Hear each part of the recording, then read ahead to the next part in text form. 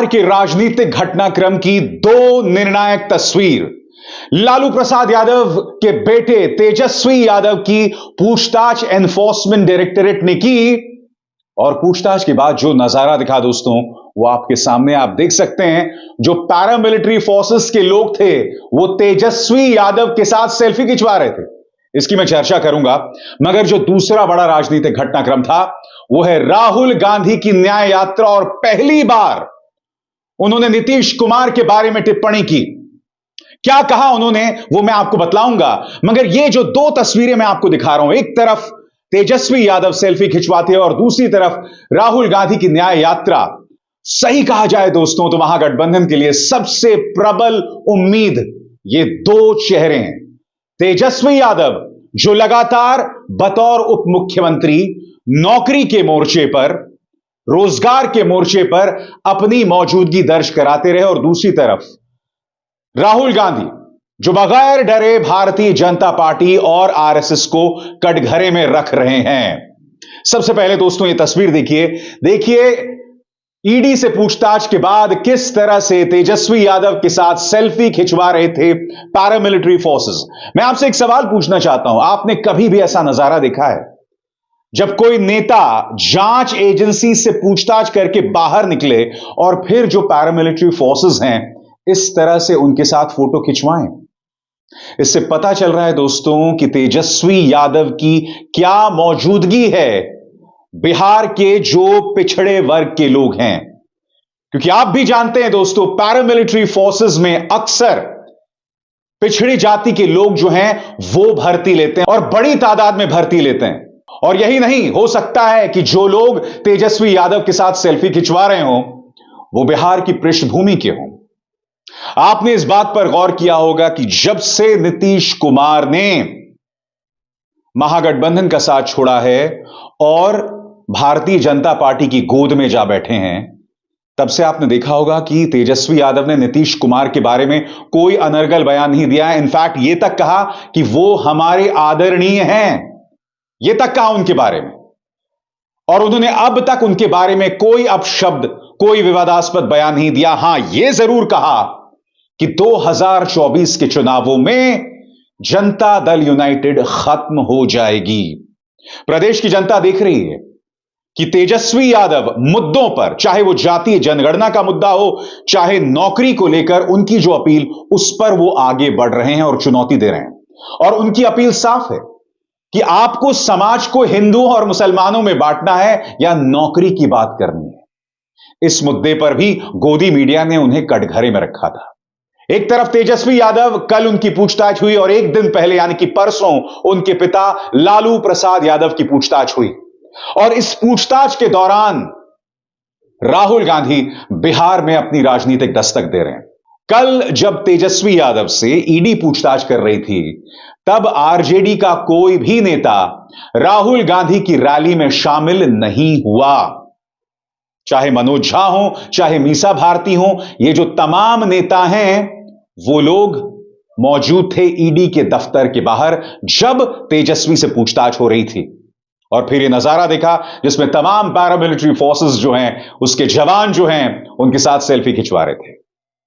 मगर राहुल गांधी, जी हां, राहुल गांधी को भी जबरदस्त प्रतिक्रिया मिल रही है बिहार में।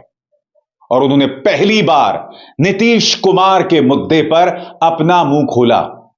राहुल गांधी ने एक ऐसी बात कही जिसने सबको हैरत में डाल दिया कि नीतीश कुमार भाजपा की गोद में इसलिए जाकर बैठे हैं क्योंकि वो जातीय जनगणना नहीं चाहते थे। सुनिए वो क्या कह रहे हैं। बात समझिए, नीतीश जी कहां फंसे, मैं आपको बताता हूं। मैंने नीतीश जी से साफ कह दिया कि देखिए, आपको जाति जनगणना बिहार में करनी पड़ेगी, हम आपको छूट नहीं देंगे। और आरजेडी ने, हमने यह काम नीतीश जी पर दबाव डाल के किया। अब क्या हुआ, अब दूसरे साइड से प्रेशर आया। बीजेपी नहीं चाहती कि इस देश का एक्सरे हो। डरते हैं एक्सरे से। दूध का दूध, पानी का पानी हो जाएगा। पता लग जाएगा कि कितने ओबीसी हैं, कितने दलित हैं, कितने आदिवासी हैं। बीजेपी ये नहीं चाहती। बीजेपी चाहती है कि आपका इधर ध्यान जाए, उधर ध्यान जाए, आगे पीछे ध्यान जाता जाए, मगर सामाजिक न्याय पे गलती से भी आपका ध्यान ना चला जाए। नीतीश जी बीच में फंस गए और बीजेपी ने उन्हें रास्ता, निकलने का रास्ता दे दिया और नीतीश जी उस रास्ते पे निकल गए। सामाजिक न्याय देने की जिम्मेदारी बिहार में हमारे गठबंधन की है। नीतीश जी की यहां कोई जरूरत नहीं है। यहां पे हम अपना काम कर लेंगे मिलके। हमारा गठबंधन यहां पे जो करना है कर देगा। और बात यहां नहीं रुकती दोस्तों। वो लगातार हमला बोल रहे हैं नीतीश कुमार पर। अब यहां तक कि वहां मौजूद जनता को उन्होंने नीतीश कुमार के बारे में एक चुटकुला भी सुनाया। सुनिए वो क्या कह रहे हैं। आपके स्टेट के, आपके चीफ मिनिस्टर के बारे में चुटकुला है, मैं सुना देता हूं। आपको सुनना है?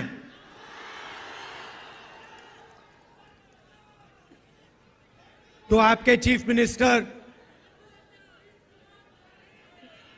चीफ मिनिस्टर गवर्नर के यहां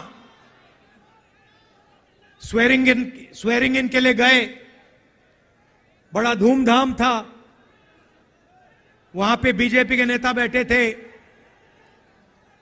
गवर्नर साहब बैठे थे, सब एमएलए बैठे थे। स्वेरिंग इन होती है, शपथ लेते हैं चीफ मिनिस्टर का।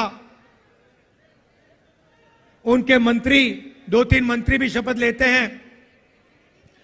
खूब तालियां बजती हैं और फिर नीतीश जी निकल जाते हैं, वापस सीएम हाउस की ओर चल जाते हैं। गाड़ी में पता लगता है कि वो अपना शॉल गवर्नर के घर में छोड़ आए। तो ड्राइवर से कहते हैं, भैया चलो, वापस चलो, शॉल उठाना है।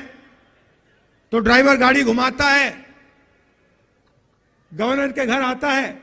नीतीश जी निकलते हैं, गवर्नर के पास जाते हैं, दरवाजा खोलते हैं।